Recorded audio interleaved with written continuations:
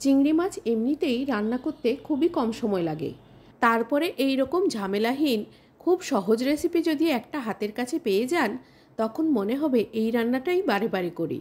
নমস্কার, আমি শ্রীপর্ণা। অমৃতকুম্ভ চ্যানেলে আপনাদের সবাইকে স্বাগত জানিয়ে আজকের রেসিপি শুরু করছি। আজকের রেসিপি সহজ চিংড়ি কষা। মিডিয়াম ফ্লেমে গ্যাসে একটা কড়াই বসিয়ে দিয়ে দিয়েছি 2 চামচ সর্ষের তেল। তেলটা খুব ভালো মতো গরম হলে দিয়ে দিচ্ছি কুচনো পেঁয়াজ। আমি এখানে 2টো মিডিয়াম সাইজের পেঁয়াজ ব্যবহার করেছি। পেঁয়াজটা নাড়াচাড়া করে তেলের মধ্যে ভেজে নেব। 2 মিনিট ভেজে নেওয়ার পরে দিয়ে দিচ্ছি কিছু চেরা কাঁচা লঙ্কা।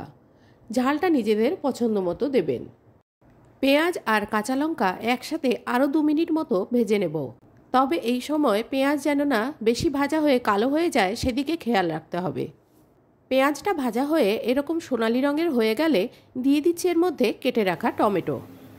এখানে একটা মিডিয়াম সাইজের টমেটো ছোট ছোট করে কেটে দিয়েছি।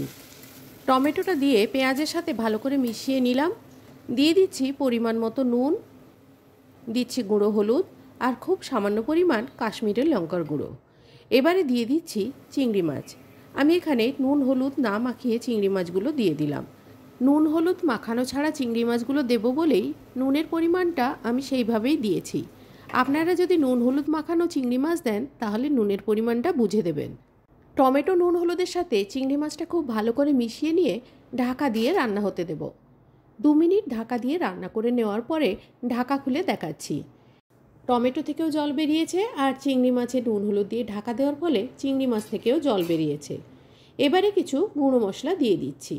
দিয়ে দিচ্ছি 2 চামচ ধনে গুঁড়ো, 1 চামচ জিরে গুঁড়ো, হাফ চামচেরও কম চিলি ফ্লেক্স, সামান্য পরিমাণ চিনি আর 1 চামচ একটা স্পেশাল মশলা গুঁড়ো দিয়ে ভালো করে মিশিয়ে নিয়ে ঢাকা দিয়ে রান্না হতে দিচ্ছি।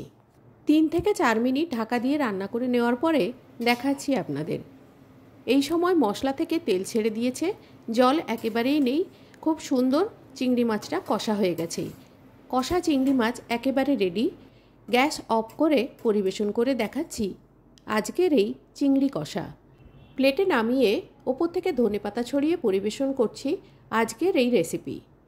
ভাত, রুটি, পরোটা সব কিছুর সাথে খাওয়ার জন্য এই রেসিপি করতে সময় লাগে খুবই কম। রেসিপি কেমন লাগলো কমেন্টে জানাতে ভুলবেন না। আজ এই পর্যন্ত। সবাই ভালো থাকবেন। ধন্যবাদ।